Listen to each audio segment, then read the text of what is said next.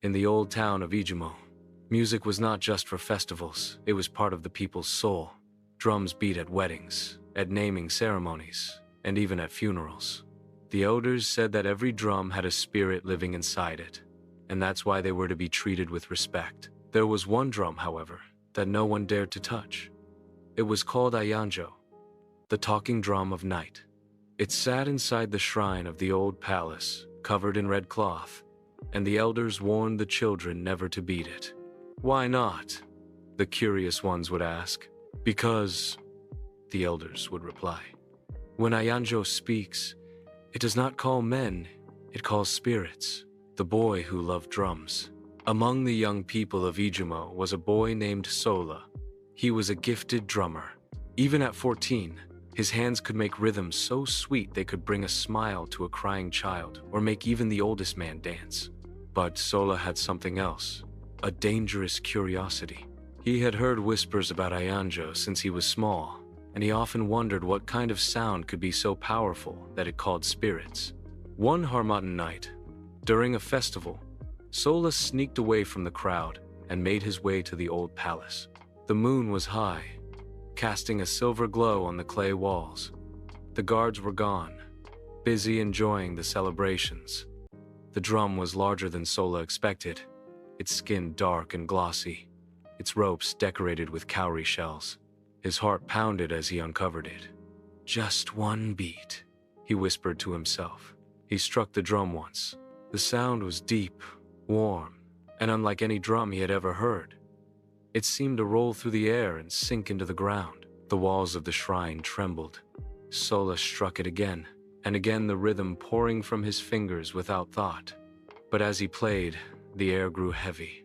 The temperature dropped. And then he heard it drums, answering him from far away, though no one was there. The spirits arrive.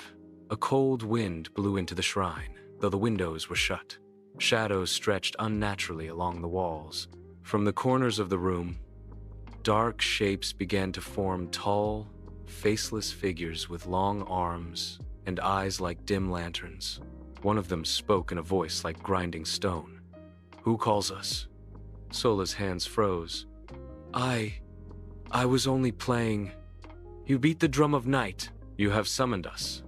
Now you must dance with us. Forever. Before Sola could run, the shadows surrounded him. The drum beats grew louder, as if the earth itself was playing along. The spirits began to dance in slow, strange circles, and Sola's feet moved against his will, matching their steps. The next morning, Sola's mother noticed he hadn't come home. The villagers searched everywhere by the river, in the market, even in the forest, but there was no sign of him. An old priest, hearing the news, went pale. "Check the palace shrine," he said. When they entered, they found Ayanjo uncovered, its rope still quivering as if freshly played. But there was no sign of Sola, only strange footprints on the dusty floor, circles within circles, like a dance. 3 days later, at midnight, a lone drummer approached the edge of the village. From afar, he looked like Sola. He carried a drum, beating a slow, haunting rhythm. But as he drew closer, those who saw him realized something was wrong. His skin was pale like ash, his eyes glowed faintly, and his feet never quite touched the ground. He played for a moment at the village square, then turned and walked back into the darkness, his rhythm fading until it was gone. The elders declared that Ayanjo was to be sealed away forever.